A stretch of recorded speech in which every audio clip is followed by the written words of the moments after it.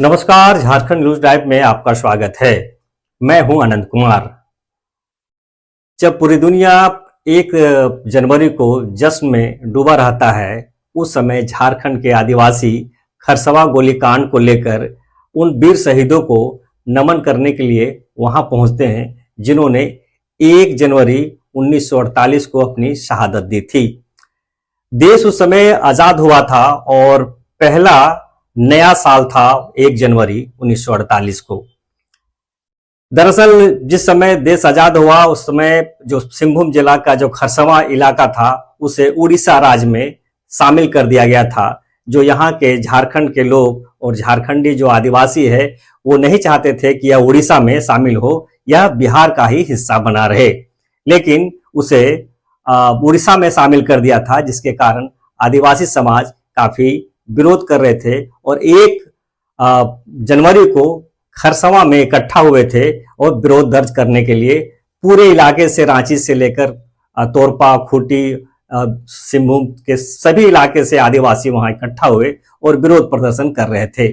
उसी समय उड़ीसा गवर्नमेंट की तरफ से भारी पुलिस बल को वहां तैनात कर दिया गया और अंधाधुंध गोली चालन हुआ, जिसके कारण करीब करीब 1000 से लेकर 1300 आदिवासियों की जान चली गई। यह घटना इतिहास में दर्ज है, इसे जालियांवाला बाग के घटना के रूप में देखा जाता है। ये जानते हैं इस घटना को विस्तार से।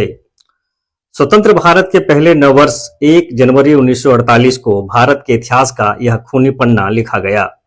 उस दिन जब देश के अन्य भागों में लोग नए वर्ष की खुशियां मना रहे थे, सिंहभूम जिले के खरसवा में पुलिस के अंधाधुंध गोली चालन से कोहराम मचा हुआ था। बिहार प्रांत के अंतर्गत छोटानागपुर के कमिश्नर के अधीन 2 करदाता देशी रियासत सरायकेला और खरसवा को उड़ीसा प्रांत में मिलाए जाने के विरोध में सरायकेला और खरसवा में विशाल जनसभा का आयोजन किया गया था। यहाँ उल्लेखनीय है कि विदेशी प्रभुत्व के विरुद्ध स्वाधीनता की लड़ाई का असर खरसवा की छोटी रियासत के लोगों पर भी पड़ा। उन दिनों देशी रियासतों में गठित प्रजामंडल प्रजा के अधिकारों के लिए मुहिम चलाने लगे थे। 1946 के मध्य में सरायकेला और खरसवा में भी आंदोलन आरंभ हो गया था। खरसवा के राजा ने 14 नवंबर 1947 को प्रजामंडल की कई मांगे स्वीकार कर ली, लेकिन प्रजामंडल इससे संतुष्ट नहीं था। वह राजा के विरुद्ध खुला विद्रोह करने पर विचार कर रहा था। इसी बीच इस रियासत को भारत संघ में मिला दिया गया। इन 2 सामंती रियासतों को उड़ीसा में मिलाने की कार्रवाई केंद्रीय गृह मंत्रालय के उस नीतिगत फैसले के अंतर्गत की गई थी, जिसमें छोटी छोटी यह व्यवहार रियासतों को भारतीय संघ में विलयन के समय आसपास की छोटी रियासतों के संघ या पड़ोसी प्रांतों में मिलाना तय किया गया था। लेकिन इन दोनों देशी रियासतों के अधिसंख्य लोगों ने, जिनमें अधिकतर आदिवासी और कुर्मी थे, इसका डटकर विरोध किया और इस विलयन को चुनौती दी। इस इलाके में बसे उड़िया भाषी उड़िया प्रांत में शामिल होने को उत्सुक थे, लेकिन उग्र आदिवासियों के सामने वे निरुपाय थे। 1 जनवरी 1948 को लागू होने वाले इस विलयन से कोई 2 सप्ताह पूर्व 18 दिसंबर 1947 को उड़ीसा सरकार के अफसर 3 कंपनी सशस्त्र मिलिट्री पुलिस के साथ सरायकेला और खरसवा पहुंच गए थे। 1 जनवरी को आदिवासी महासभा ने खरसवा हाट मैदान में एक विशाल जनसभा का आयोजन किया था। इस जनसभा के आसपास के गांव वासियों के अतिरिक्त करंडी, परसुडी, चाईबासा, मंधारी, टोटो, चक्रधरपुर, टोकलो, रांची, बुंडू और तमाड़ आदि से हजारों लोग अपने पारंपरिक हथियारों तथा बाजे गाजे के साथ उपस्थित थे। वे लोग नारे लगा रहे थे, कैसे लेंगे झारखंड, लड़के लेंगे झारखंड, झारखंड अबुआ उड़ीसा जारी कबुआ, अर्थात झारखंड अपना है, उड़ीसा शासन नहीं चाहिए। मारंग गोमके की जय। इस भीड़ में, जिसकी संख्या 25 से 30 हजार बताई गई, बड़े बूढ़ों के साथ बड़ी संख्या में महिलाएं भी और बच्चे भी शामिल थे। जुलूस एक बार पूरे क्षेत्र का परिभ्रमण कर वापस लौटा। सभा की कार्यवाही शुरू होने के साथ भीड़ बढ़ती जा रही थी। मारंग गोमके जयपाल सिंह के नहीं पहुंचने के कारण भीड़ बेचैन होने लगी। इस बीच कुछ लोगों ने खरसवा के राजा को एक ज्ञापन देने का निर्णय किया, जिसमें इस क्षेत्र को उड़ीसा में शामिल करने का विरोध किया गया था। उड़ीसा सरकार ने किसी भी स्थिति से निपटने के लिए पहले ही भारी भरकम व्यवस्था कर रखी थी। उड़ीसा पुलिस के जवानों के साथ साथ कई वरिष्ठ अधिकारियों को भी तैनात कर दिया गया था। उड़ीसा सरकार के तत्कालीन जिला मजिस्ट्रेट टी.के. महंती, पुलिस अधीक्षक मनबोध पंडा तथा सीनियर प्रशासनिक अधिकारी एस खान स्थिति पर नजर रखे हुए थे।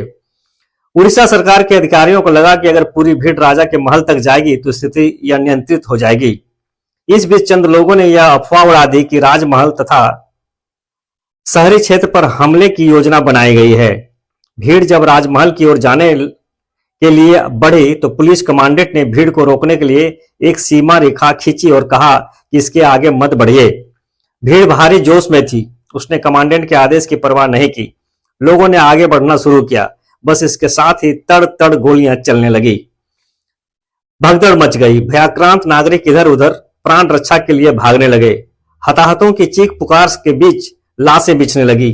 मौत की संदेशवाहक गोलियां लगातार ओले बरसा रही थी। बताया गया कि भागते हुए लोगों पर गोलियां चली।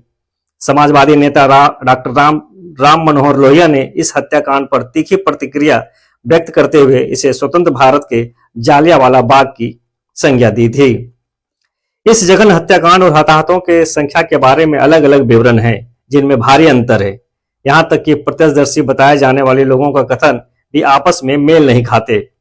ऐसा समझा जाता है कि उड़ीसा पुलिस ने 500 राउंड गोलियां चलाई, जिसमें कम से कम 100 लोग मारे गए और 400 के करीब घायल हो गए। उड़ीसा सरकार ने इस घटना में 32 लोगों के मरने की पुष्टि की, जबकि बिहार सरकार ने मरने वालों की संख्या 48 बताई। कतिपय अन्य लोगों ने यह आरोप लगाते हुए कि उड़ीसा पुलिस भगदड़ के बाद सायंकाल बहुत ही बड़ी संख्या में खरसवा हाट मैदान में पड़ी हुई लाशों को उठाकर ले गई। मृतकों की संख्या करीब 1000 और घायलों की संख्या करीब 1300 बताई। उल्लेखनीय बात यह है कि इस नरसंहार की कोई उच्च स्तरीय जांच नहीं कराई गई, जिसके प्रमाणिक तौर पर यह नहीं पता चल सका कि उस दिन वास्तव में क्या हुआ था, कैसे हुआ था और हताहतों की यथार्थ संख्या क्या थी। स्मरणीय है कि जलियांवाला बाग हत्याकांड की जांच के लिए कांग्रेस ने एक जांच समिति बैठाई थी और स्वयं ब्रिटिश सरकार ने लॉर्ड हंटर के नेतृत्व में एक जांच समिति गठित की थी। उड़ीसा सरकार ने आरोप लगाया कि बिहार सरकार ने वहां के लोगों को उड़ीसा सरकार के खिलाफ भड़काया। यह गोलीकांड उसी का नतीजा था। ऐसा प्रतीत होता है कि उड़ीसा सरकार ने इस आंदोलन को विद्रोह के रूप में देखा। इस प्रकरण की खास बात यह रही कि अंत में लोगों की जद्दोजहद रंग लाई। भारत सरकार के गृह मंत्रालय के अंतर्गत रियासती विभाग ने इस बात का एहसास होने पर कि सरायकेला और खरसवा दोनों रियासतें उड़ीसा की रियासत नहीं है और छोटानागपुर की रियासतें हैं, अपना आदेश वापस ले लिया।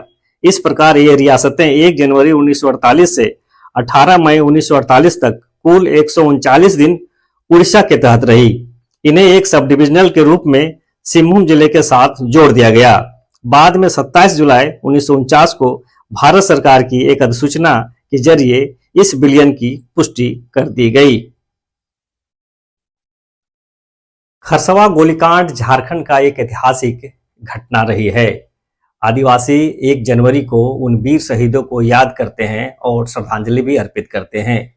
यह एपिसोड आपको कैसा लगा, कमेंट बॉक्स पर जरूर हमें बताएं और देखते रहिए झारखंड न्यूज लाइव। मैं हूं अनंत कुमार।